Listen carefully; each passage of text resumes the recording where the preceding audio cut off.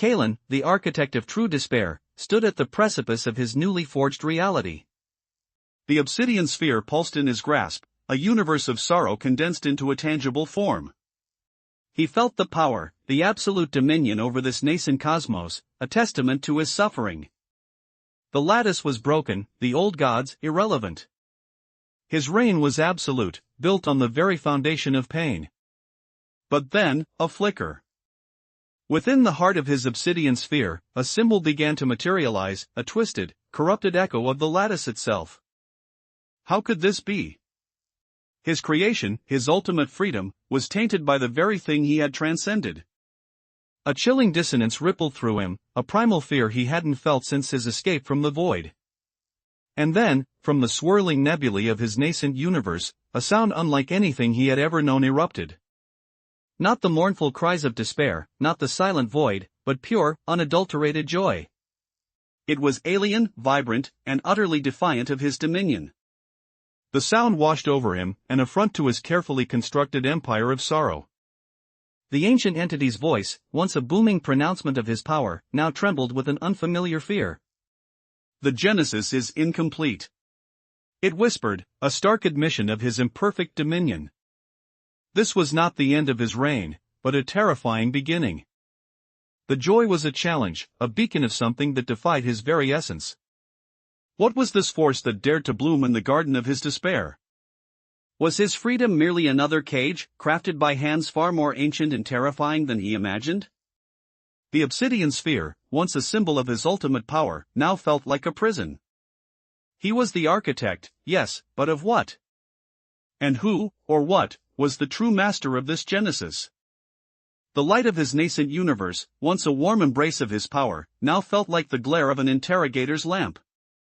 He could feel the joy pushing, expanding, threatening to crack the very foundations of his despair. His transformation, he realized with a sickening dread, was far from complete. The shadows within his obsidian sphere deepened, no longer just reflections of his own darkness, but hinting at the presence of something else entirely. Something that had been waiting, observing, perhaps even seeding this new reality. The corrupted lattice symbol pulsed, a dark heartbeat within his power. Was it a remnant of his past, or a key to his future? The joy grew louder, a siren song of salvation that promised to drown out the echoes of his sorrow. He had sought to rule over despair, but now despair itself seemed to be the only thing holding this new universe together. And with that realization, a new terror took root. If despair was the only constant, what would happen when it was finally extinguished? The ancient entity's fear was palpable, a cold wave that washed over Kalen. It wasn't just Kalen's power that was threatened.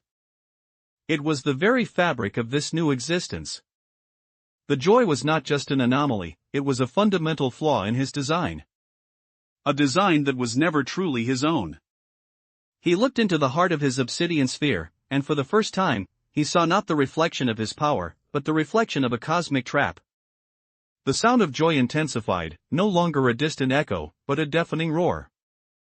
It was the sound of a universe fighting back, of life refusing to be extinguished.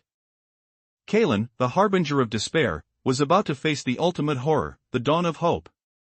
He felt a pull, not from the void, but from within the nascent universe itself, a gentle yet insistent beckoning towards the source of this impossible joy. His dominion was being challenged, not by an enemy, but by an irresistible force of nature, a force that whispered of creation, not destruction.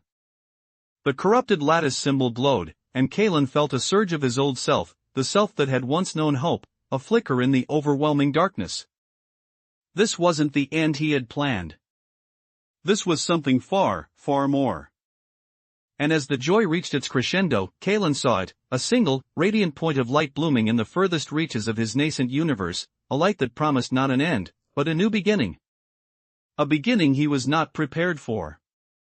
He raised his obsidian sphere, not in defiance, but in desperate curiosity, as the light grew, consuming the shadows, and a single, crystalline voice echoed, "Welcome, architect. Your true work begins now."